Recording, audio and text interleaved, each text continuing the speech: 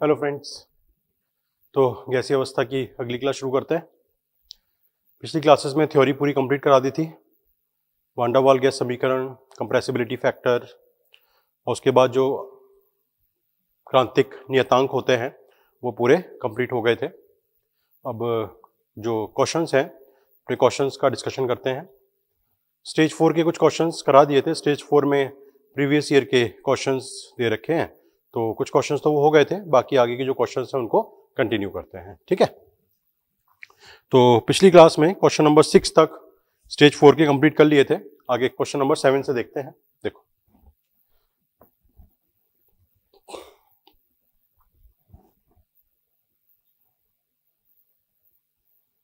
Stage 4 question number 7।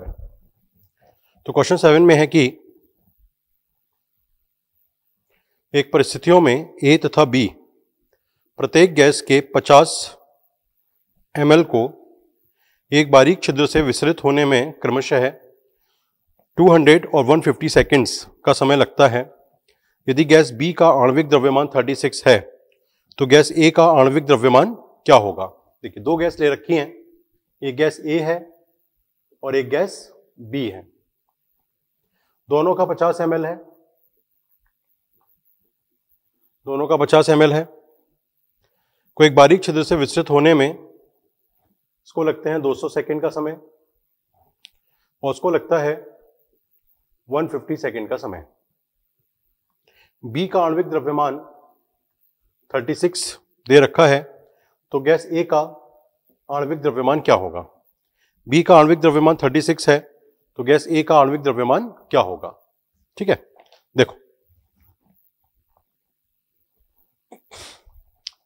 यहां पर अगर विसरण की दर देखी जाए तो ए के विसरण की दर बटा बी के विसरण की दर, तो ए के विसरण की दर होगी ए का आयतन 50 अपॉन समय 200 सेकेंड, बी के विसरण की दर बी का आयतन समय 150 second.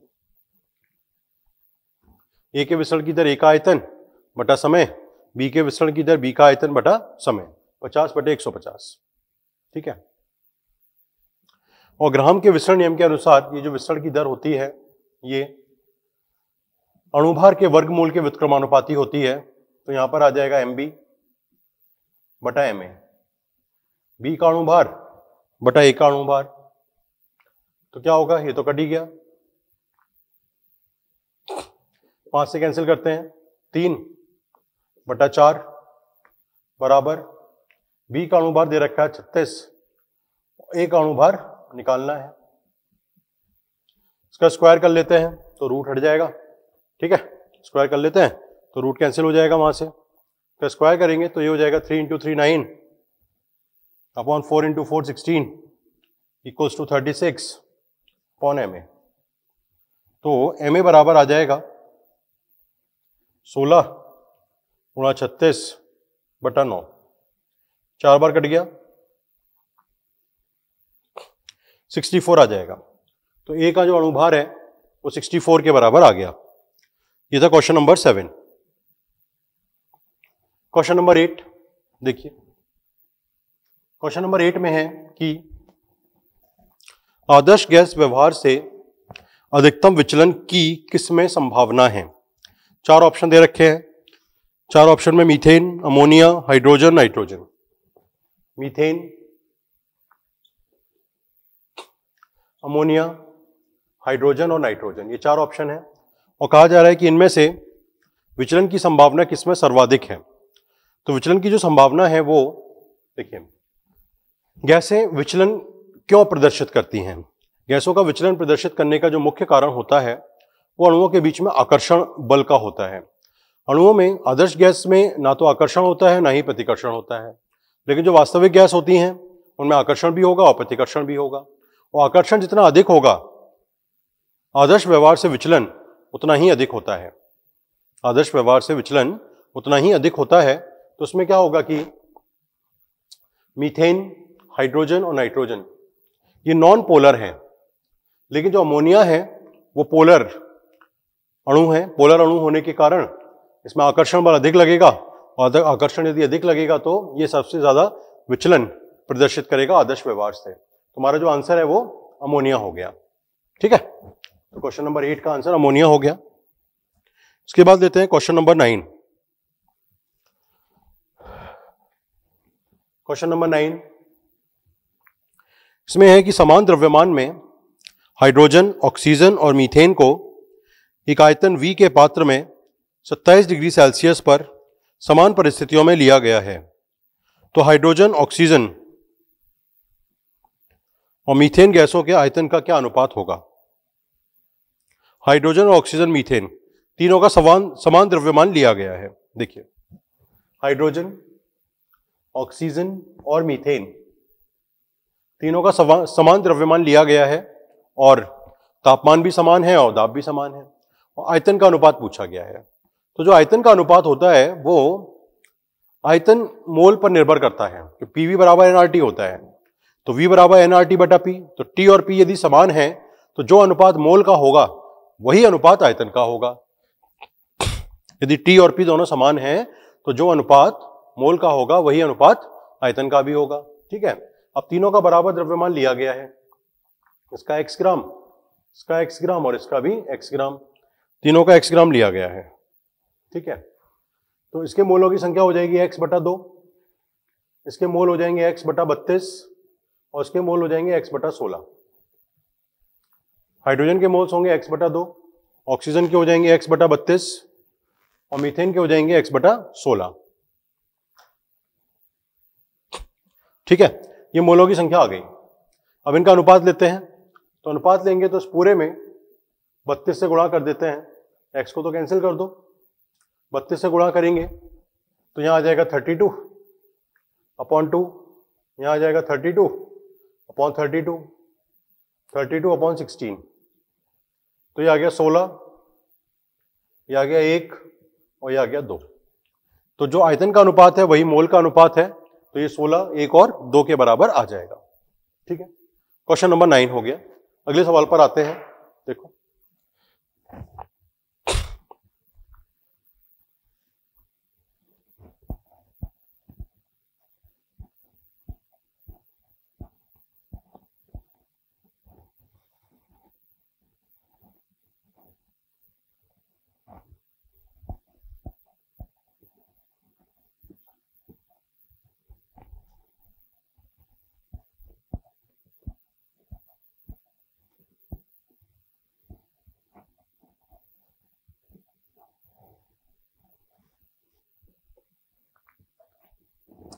Question number 10। Question number 10 देखो, क्वेश्चन नंबर 10 में है कि ये गैस मिश्रण में हाइड्रोजन और ऑक्सीजन गैस का द्रव्यमान का अनुपात 1:4 है। तो मिश्रण में इन दोनों गैसों के मोल का अनुपात क्या होगा? हाइड्रोजन और ऑक्सीजन है। देखिए, हाइड्रोजन और ऑक्सीजन दोनों के द्रव्यमान का अनुपात 1:4 के अनुपात में लिया गया है। मोल का अनुपात पूछा गया है, तो इसके मोल हो जाएंगे 1/2 और इसके हो जाएंगे 4/32। यह 8 बार कैंसिल हो गया, 8 से गुणा कर लेते हैं, तो 8/2 8/8, तो 4:1 आ गया। हाइड्रोजन और ऑक्सीजन का जो अनुपात है वो 4:1 के बराबर आ गया। ठीक,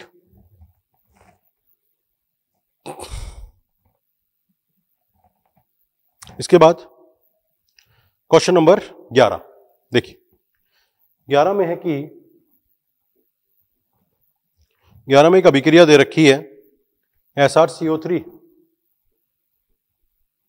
जो कि ठोस है और उसके वियोजन से बन रहा है SrO जो कि ठोस है प्लस CO2 जो कि गैस है। स्ट्रोंशियम कार्बोनेट के टूटने से बन रहा है SrO जो कि ठोस है और कार्बन डाइऑक्साइड जो कि गैस है। ठीक है, तो एक 20 लीटर के पात्र में CO2 400 केल्विन और 0.4 atm दाब पर तथा SRO आधिक्य में लिए गए हैं। मतलब कार्बन डाइऑक्साइड 20 लीटर का पात्र है, तापमान दे रखा है 400 केल्विन और उसका दाब दे रखा है 0.4 atm। और SRO स्ट्रोंशियम ऑक्साइड जो है वो आधिक्य में लिया गया है। पात्र का आयतन इसमें उपस्थित चल पिस्टन से कम किया जाता है जब पात्र में CO2 के दाब का मान उच्चतम होगा, तब पात्र का उच्चतम आयतन क्या होगा। देखिए, ये एक साम्यावस्था दे रखी है, स्ट्रोंशियम कार्बोनेट SrCO3 के वियोजन से SRO बन रहा है और कार्बन डाइऑक्साइड बन रहा है, दोनों बन रहे हैं। तो उसमें यह होगा, यदि पिस्टन को अंदर की तरफ दबाकर उसका आयतन को कम करते हैं। एक चीज और है, इसमें साम्यावस्था स्थिरांक दे रखा है Kp, और Kp का मान दिया हुआ है 1.6 atm। Kp का मान 1.6 atm दे रखा है, साम्यावस्था स्थिरांक। ठीक है, तो होगा क्या, जैसे जैसे हम प्रेशर को बढ़ाकर पात्र का आयतन कम करेंगे तो CO2 का दाब बढ़ने लगेगा, दाब बढ़ेगा, लेकिन CO2 का जो अधिकतम दाब होगा वो क्या होगा, वो Kp के बराबर होगा। क्यों? क्योंकि जो साम्यावस्था स्थिरांक है Kp, ये बराबर होगा CO2 का आंशिक दाब। Kp बराबर होगा पार्शियल प्रेशर CO2 के आंशिक दाब के बराबर होगा, ये साम्यावस्था स्थिरांक है। तो CO2 का जो अधिकतम दाब है वो Kp के बराबर होगा। उसके बाद भी यदि हम दाब को बढ़ाते हैं तो क्या होगा कि जो CO2 है वो SRO के साथ क्रिया कर जाएगी और जो साम्यावस्था है वो विपरीत दिशा में विस्थापित हो जाएगी। मतलब SrCO3 अधिक बन जाएगा, जो साम्यावस्था है वो विपरीत दिशा में विस्थापित हो जाएगी, SrCO3 अधिक बन जाएगा, तो CO2 का जो अधिकतम दाब है वो 1.6 के बराबर होगा। तो अब देखिए, ये नियत ताप पर प्रक्रिया हो रही है, मतलब बॉयल का नियम लगेगा, तो उसमें P1 तो हो गया 0.4 और V1 हो गया 20, P2 हो गया 1.6 और अंतिम आयतन हमें निकालना है। तो V बराबर आ जाएगा 0.4 गुणा 20 बटा 1.6, 5 लीटर निकल कर आ गया। V का मान 5 लीटर आ गया। ठीक है, ये अंतिम आयतन निकल कर आ गया कार्बन डाइऑक्साइड का। इससे अधिक नहीं हो सकता, क्योंकि इससे अधिक होगा तो जो साम्यावस्था है वो विपरीत दिशा में विस्थापित हो जाएगी और यह दाब 1.6 पर आकर नियत हो जाएगा। 1.6 पर आके नियत हो जाएगा। ये क्वेश्चन नंबर 11 हो गया। ये स्टेज 4 के सवाल हो गए जो प्रीवियस ईयर मेडिकल एग्जाम में आए हुए हैं। ठीक है, अब इसके बाद लेते हैं स्टेज 3। स्टेज 3 कर लेते हैं। देखिए,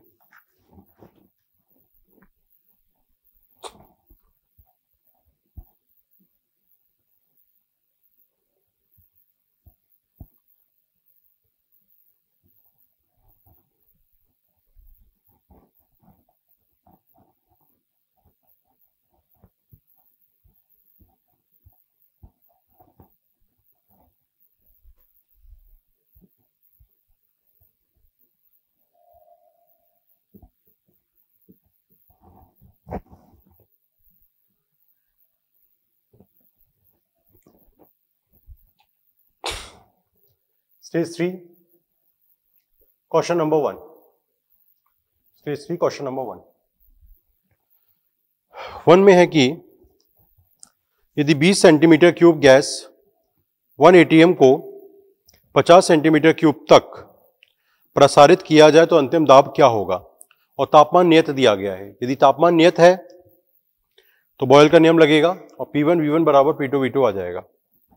तापमान नियत है तो बॉयल का नियम लगेगा, P1 V1 बराबर P2 V2। तो प्रारंभिक दाब दे रखा है 1, प्रारंभिक आयतन दे रखा है 20, अंतिम दाब दे रखा है P2 निकालना है और अंतिम आयतन है 50। तो P2 बराबर 1 गुणा 20 बटा 50, ये आ जाएगा 0.4, 0.4 के बराबर आ जाएगा। ठीक है, क्वेश्चन नंबर 1 हो गया। क्वेश्चन नंबर 2 लेते हैं। सेकेंड क्वेश्चन में है कि 100 डिग्री सेल्सियस ताप और 400 मिलीमीटर मरकरी दाब पर CO2 का घनत्व क्या होगा। घनत्व निकालना है कार्बन डाइऑक्साइड का। तो देखो, ये इक्वेशन होती है PV बराबर nRT। यहाँ जो n है ये मोल्स हैं, तो PV बराबर मोल को लिख सकते हैं द्रव्यमान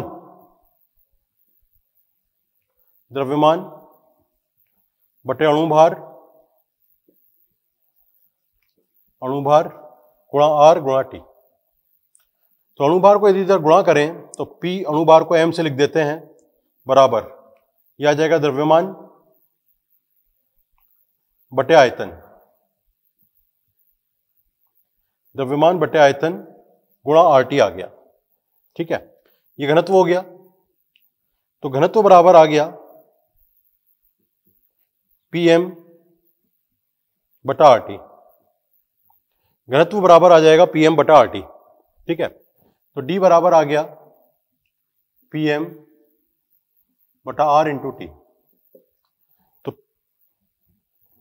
घनत्व का जो मान दे रखा है ऑप्शंस में वो ग्राम प्रति लीटर में दे रखा है, ग्राम प्रति लीटर में है, तो हमें R का मान उसी के अनुसार रखना पड़ेगा। तो उसमें दाब का मान दे रखा है 400, तो उसको 400 को 760 से भाग कर देते हैं तो ATM में बदल जाएगा। कार्बन डाइऑक्साइड का अणुभार होता है 44 ग्राम, R का मान लेना होगा 0.0821 और जो तापमान है ये दिया गया है 100 डिग्री सेल्सियस, तो 373 केल्विन होगा। ठीक है,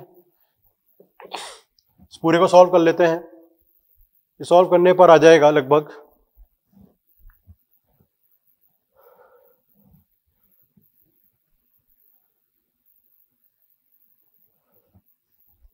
ये सॉल्व करने पर आ रहा है 0.75 ग्राम पर लीटर।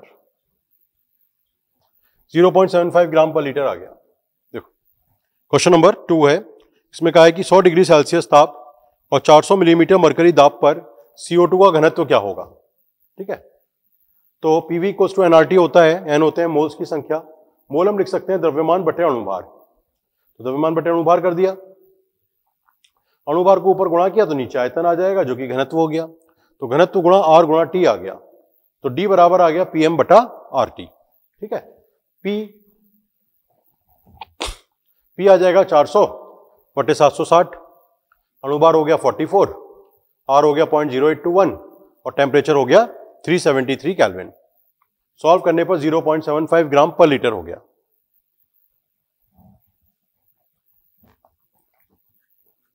ये क्वेश्चन नंबर 2 हो गया। क्वेश्चन नंबर 2 के बाद क्वेश्चन नंबर 3 देखो। 3 में है एक गैस को नियत दाब पर 20% आयतन की वृद्धि तक गर्म किया गया, तब तापमान में कितना प्रतिशत परिवर्तन होगा। नियत दाब है तो इसका मतलब चार्ल्स का नियम लगेगा। चार्ल्स के नियम में V1 बटा V2 बराबर T1 अपॉन T2 होता है, तो 20% आयतन में वृद्धि है, मतलब यह हुआ कि यदि V1 बराबर V लेते हो तो V2 बराबर आ जाएगा V plus 20 upon 100 into V, तो ये हो जाएगा, ये 0.2 आ गया, V कॉमन ले लो तो 1.2 V आ गया। प्रारंभिक आयतन अगर V के बराबर है तो अंतिम आयतन में 20% की वृद्धि है, तो 1.2 V हो गया। तो प्रारंभिक तापमान ले लेते हैं T1 बराबर T और T2 हमें कैलकुलेट करना है, तो V1 अपॉन V2 तो V1 हो गया V1 अपॉन V2 बराबर T1 अपॉन T2, तो V1 तो है V के बराबर और V2 है 1.2 V के बराबर, T1 T है और T2 हमें कैलकुलेट करना है, तो ये तो कैंसिल हो गया, तो T2 बराबर आ गया 1.2 इंटू T, T2 बराबर 1.2 T आ गया। अब हमें प्रतिशत निकालना है कि कितना परिवर्तन हुआ, तो प्रतिशत निकालने के लिए अंतिम ताप 1.2 T माइनस प्रारंभिक ताप बटे प्रारंभिक ताप गुणा 100, अंतिम ताप माइनस प्रारंभिक ताप बटे प्रारंभिक ताप गुणा 100, तो 1.2 में से 1 माइनस किया तो 0.2 इंटू 100, 20% आ गया, 20% आ गया और 20% तापमान में वृद्धि हो जाएगी। यदि आयतन में 20% की वृद्धि हो रही है तो तापमान में 20% की वृद्धि हुई होगी। ठीक, तो ये हो गया क्वेश्चन नंबर 3। अगला देखते हैं, देखो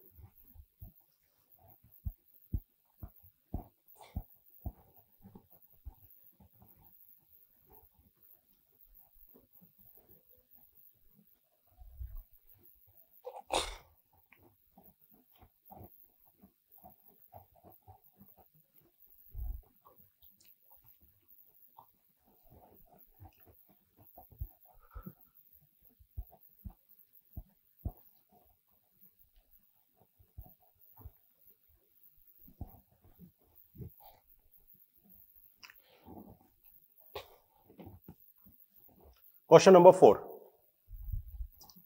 क्वेश्चन नंबर 4 में है कि 1.12 लीटर के फ्लास्क में 0 डिग्री सेल्सियस पर 3.2 ग्राम ऑक्सीजन तथा 0.2 ग्राम हाइड्रोजन को लिया जाता है, तो गैसीय मिश्रण का कुल दाब क्या होगा। तो कुल दाब निकालने के लिए देखिए पीवी बराबर एनआरटी होता है। तो यदि कुल दाब निकालना है टोटल बराबर टोटल मोल गुणा आर गुणा टी बटा वी, ये करना पड़ेगा। अब टोटल मोल्स निकालने हैं, तो टोटल मोल्स निकालने के लिए ऑक्सीजन और हाइड्रोजन दोनों गैस दे रखी हैं, दोनों के मोल्स निकालने पड़ेंगे। तो पहले ले लेते हैं O2 के मोल्स। O2 के मोल बराबर द्रव्यमान बटे अणुभार। इसका द्रव्यमान दे रखा है 3.2, अणुभार दे रखा है होगा 32, 0.1 आ गया। इसी प्रकार से हाइड्रोजन के मोल बराबर हाइड्रोजन के मोल आ जाएंगे 0.2 बटा 2, 0.2 बटा 2 आ गया तो 0.1 आ गया, 0.2 बटा 2 तो 0.1 आ गया। तो मोलों की कुल संख्या, कुल मोल बराबर आ गया 0.2, कुल मोल आ गया 0.2। तो कुल दाब निकालना है तो पीटी बराबर 0.2, आर का मान है 0.0821, तापमान 0 डिग्री सेल्सियस है, 273 केल्विन हो गया, बटे आयतन 1.12 लीटर दे रखा है। आयतन इसमें 1.12, देख NRT अपॉन V, तो आयतन इसमें 1.12 लीटर दे रखा है। इसको हल करने पर आ जाता है लगभग 4 ATM।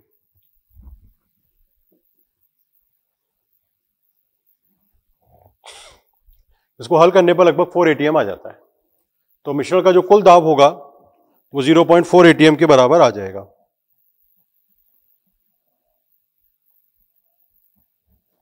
क्वेश्चन नंबर 4 था। क्वेश्चन नंबर 5 लेते हैं, देखो क्वेश्चन नंबर 5। क्वेश्चन 5 में है कि 298 केल्विन पर एक खाली पात्र में SO2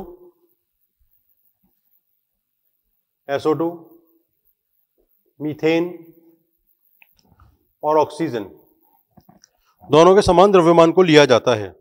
SO2, मीथेन और ऑक्सीजन तीनों के समान द्रव्यमान को लिया जाता है और जो कुल दाब दे रखा है वो 2.1 दे रखा है। तो मिश्रण में मीथेन का आंशिक दाब क्या होगा।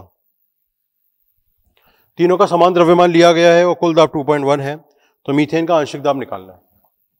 तो आंशिक दाब निकालने का जो फार्मूला होता है, जैसे हमें निकालना है मीथेन का आंशिक दाब बराबर ये होता है कुल दाब गुणा मीथेन का मोल भिन्न, मीथेन का मोल भिन्न। मीथेन का आंशिक दाब बराबर होता है कुल दाब गुणा मीथेन का मोल भिन्न। ठीक है, तो देखिए SO2 तीनों का द्रव्यमान बराबर ले रखा है, ये मान लो x, x और x, तीनों का x ग्राम ले लिया।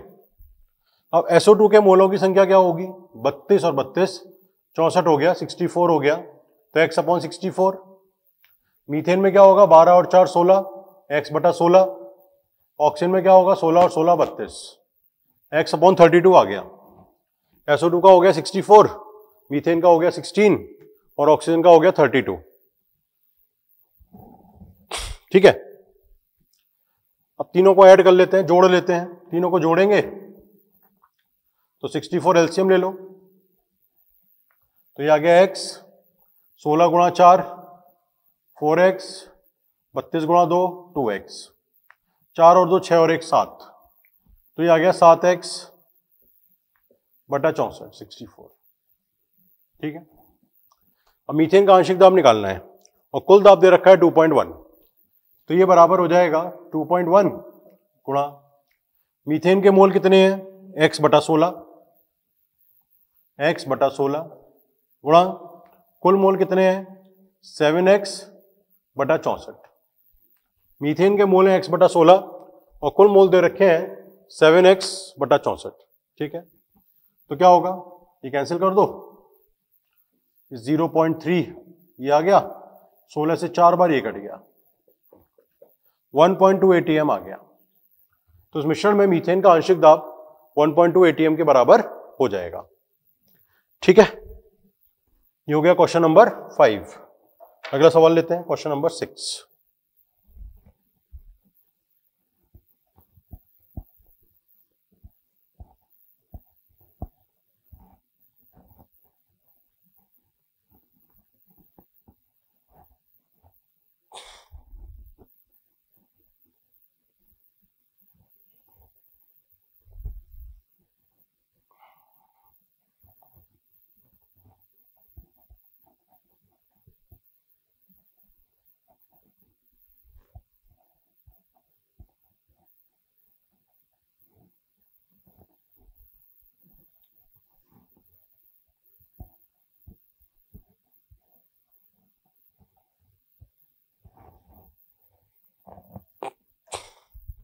क्वेश्चन नंबर 6 में है कि एक गैस के 10 ग्राम को नियत आयतन पर 1 ATM तथा 273 डिग्री सेल्सियस से 0 डिग्री सेल्सियस तक ठंडा किया गया, तो उसका दाब क्या होगा। 10 ग्राम गैस है, आयतन नियत है, तो दाब और तापमान दोनों का संबंध जो गैलोसैक का नियम होता है वो लगेगा। तो P1 बटा T1 बराबर P2 बटा T2। तो प्रारंभिक दाब P1 तो दे रखा है 1 ATM, T1 का मान है 273 डिग्री सेल्सियस, तो उसमें 273 जोड़ देते हैं, तो 2 गुणा 273 आ गया। P2 का मान पूछा जा रहा है और T2 दिया है 0 डिग्री सेल्सियस, तो 0 प्लस 273 करना पड़ेगा, 273 केल्विन हो गया। P2 निकालना है, P2 बराबर आ जाएगा P1 गुणा T2 बटा T1। P1 का मान कितना है 1, T2 का मान है इंटू 273 बटा 2 गुणा 273, ये कैंसिल हो गया, 1/2 आ गया। तो गैस का जो अंतिम दाब आएगा वो 1/2 के इक्वल आ जाएगा। ठीक है, क्वेश्चन नंबर 6 हो गया। 6 के बाद क्वेश्चन नंबर 7 देखते हैं। हाँ भाई, क्वेश्चन नंबर 7 देखते हैं। देखो 7 में है कि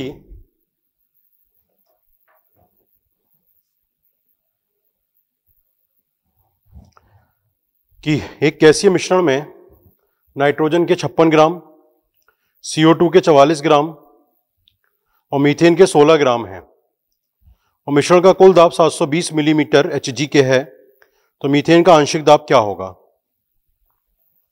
नाइट्रोजन के 56 ग्राम, CO2 के 44 ग्राम और मीथेन के 16 ग्राम है।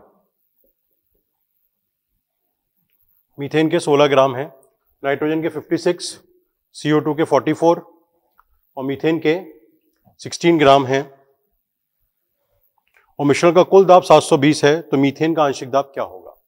आंशिक दाब निकालने के लिए एक तो हमें कुल दाब चाहिए होता है और मोल भिन्न चाहिए होता है। मोल भिन्न निकालने के लिए मोल्स निकालने पड़ेंगे। तो देखो नाइट्रोजन के मोल द्रव्यमान दे रखा है 56 और इसका अणुभार होता है 28, तो नाइट्रोजन के मोल्स आ जाएंगे, 44 से भाग कर दो तो कार्बन डाइऑक्साइड के मोल्स आ गए, और इसमें 16 का भाग कर दिया तो मीथेन के मोल्स आ गए। तो 2 मोल तो नाइट्रोजन के आ गए, 1 मोल कार्बन डाइऑक्साइड का आ गया और 1 मोल मीथेन का आ गया। तो कुल मिला के हो गए 4 मोल। तो मीथेन का जो मोल भिन्न होगा ये बराबर आएगा 1/4। तो मीथेन का आंशिक दाब बराबर कुल दाब 720 गुणा मीथेन का मोल भिन्न 1/4, 180 मिलीमीटर मरकरी कॉलम के बराबर निकल कर आ गया। ठीक है, मीथेन का आंशिक दाब 180 मिलीमीटर मरकरी कॉलम के बराबर आ गया। ये था क्वेश्चन नंबर 7। क्वेश्चन नंबर 8 देखते हैं। क्वेश्चन नंबर 8 में है कि डाल्टन के आंशिक दाब का नियम किस पर प्रभावी नहीं है। 4 ऑप्शन जो दिए हुए हैं। पहला ऑप्शन है O2 प्लस O3, दूसरा ऑप्शन है CO प्लस CO2, तीसरा ऑप्शन है NH3 प्लस HCl और चौथा ऑप्शन है आयोडीन प्लस ऑक्सीजन। पूछा जा रहा है किसके ऊपर डाल्टन का नियम प्रभावी नहीं है। तो डाल्टन का नियम यह होता है कि यदि एक पात्र में 2 या 2 से अधिक एक दूसरे से क्रिया ना करने वाली गैस यदि ली गई हैं तो गैसीय मिश्रण का जो कुल दाब होता है वो सभी गैसों के आंशिक दाब के योग के बराबर होता है। ठीक है, लेकिन उसमें कंडीशन स्थित ये होती है कि गैस आपस में क्रिया नहीं करनी चाहिए। तो यहां पर ओजोन और O2 दे रखा है, ये आपस में क्रिया नहीं करते, ये भी क्रिया नहीं करते, लेकिन ये क्रिया कर जाते हैं, ये बहुत जल्दी क्रिया करते हैं। ये क्षारीय होता है और ये अम्लीय होता है और दोनों के मिलने से बनेगा NH4Cl, अमोनियम क्लोराइड बन गया। तो इस वाले के लिए जिसमें ये अमोनिया और HCl दोनों आपस में क्रिया कर रहे हैं, इसके लिए डाल्टन का नियम लागू नहीं होगा क्योंकि ये क्रिया कर जाते हैं। ठीक है, क्वेश्चन नंबर 8 हो गया। अगला सवाल देखते हैं। देखो,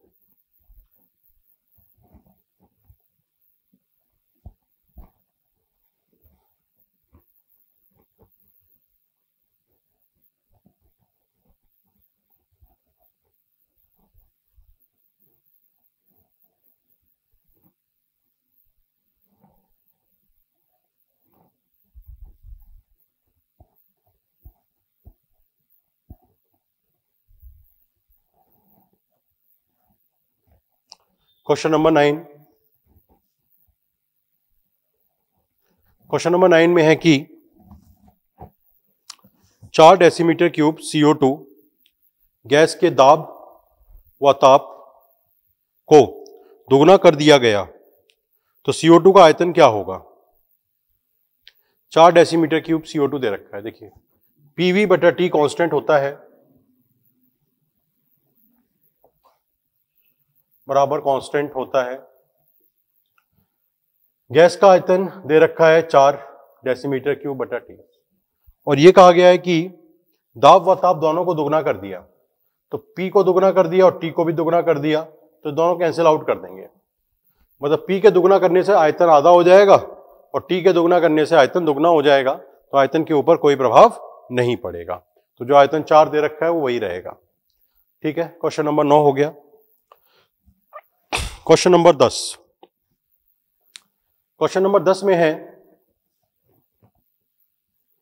में है कि एक आदर्श गैस का घनत्व अधिकतम होगा जब, ऑप्शन दिए गए हैं। पहले में दिया है P बराबर 1 और T बराबर 300।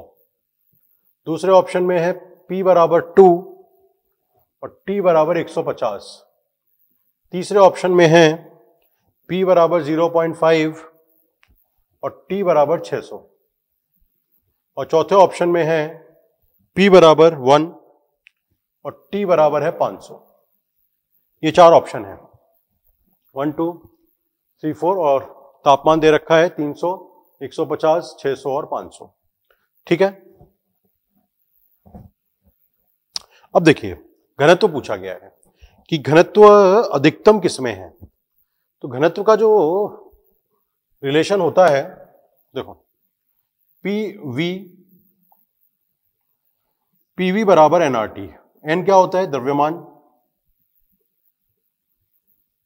बटे अणुभार। अणुभार को एम से लिख देते हैं, गुणा आरटी। ठीक है, अणुभार को इधर शिफ्ट करेंगे तो P गुणा एम बराबर द्रव्यमान बटे आयतन।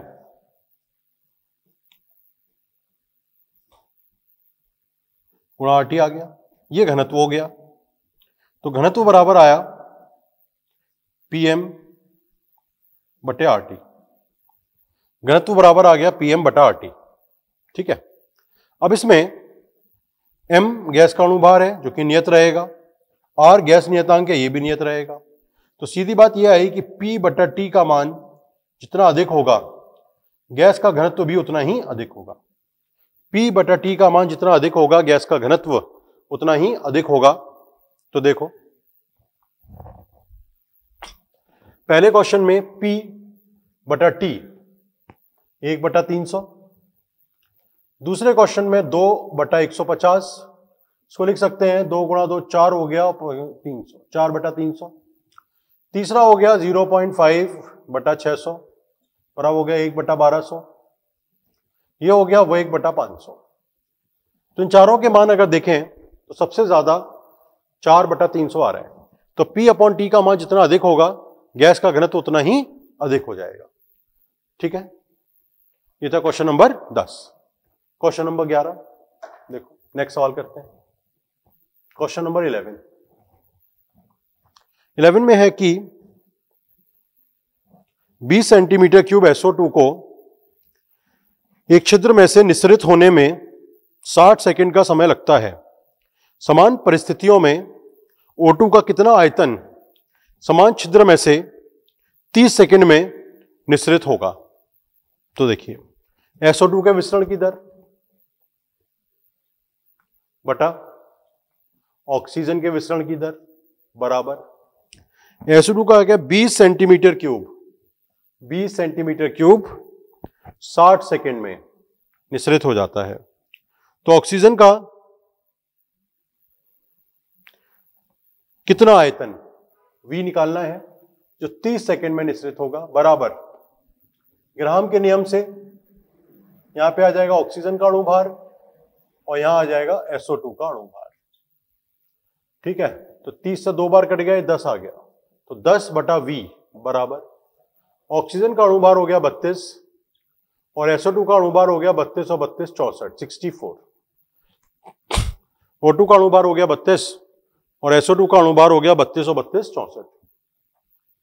तो ये 1/2 आ गया, √2 आ गया। तो V बराबर आ जाएगा 10 गुणा √2, ये आ गया 10 इंटू 1.414, कितना आ गया 14.14 आ गया सेंटीमीटर क्यूब। देखिए क्वेश्चन में कहा गया था कि SO2 का 20 सेंटीमीटर क्यूब 60 सेकंड में विसरित हो रहा है, ऑक्सीजन का कितना आयतन 30 सेकंड में निस्सरित हो जाएगा। और SO2 का अणुभार होता है 64 और ऑक्सीजन का होता है 32। तो ग्राम का नियम लगा दिया, ग्राम के नियम से ये सॉल्व हो गया। आंसर आ गया 14.4। ठीक है, इसके बाद नेक्स्ट क्वेश्चन है क्वेश्चन नंबर 12। देखिए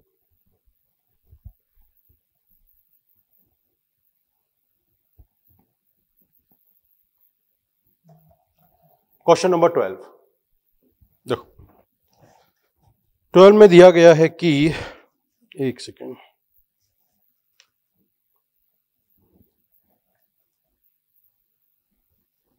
में दिया गया है कि एक बंद पात्र में हाइड्रोजन SO2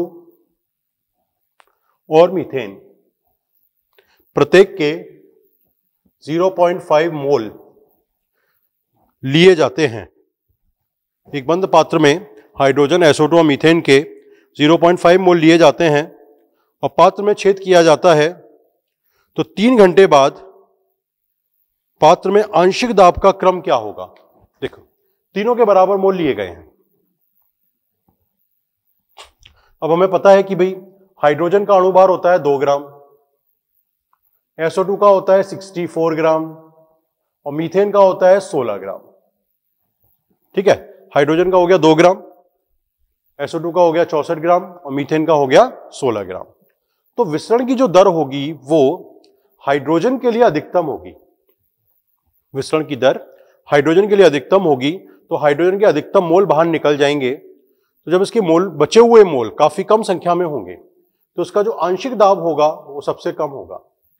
उसके बाद मीथेन के तो फिर मीथेन का आंशिक दाब, और से ज्यादा हो जाएंगे SO2 के, तो SO2 का आंशिक दाब। तो सबसे ज्यादा विसरण होने के बाद सबसे ज्यादा मोल बचे रह जाएंगे SO2 के, क्योंकि उसका अणुभार अधिक है, तो उसका आंशिक दाब अधिक आ जाएगा। तो SO2 का अणुभार सबसे अधिक होगा, उससे कम मीथेन का हो जाएगा और उससे कम हाइड्रोजन का हो जाएगा। ठीक है, ये क्वेश्चन नंबर 12 हो गए। तो आज की क्लास में यहां तक रखते हैं। बचे हुए क्वेश्चंस, काफी क्वेश्चन तो हो गए, स्टेज 4 तो पूरा करा ही दिया, बाकी क्वेश्चंस अगली क्लास में कंटिन्यू करते हैं। ठीक है, ओके, थैंक यू।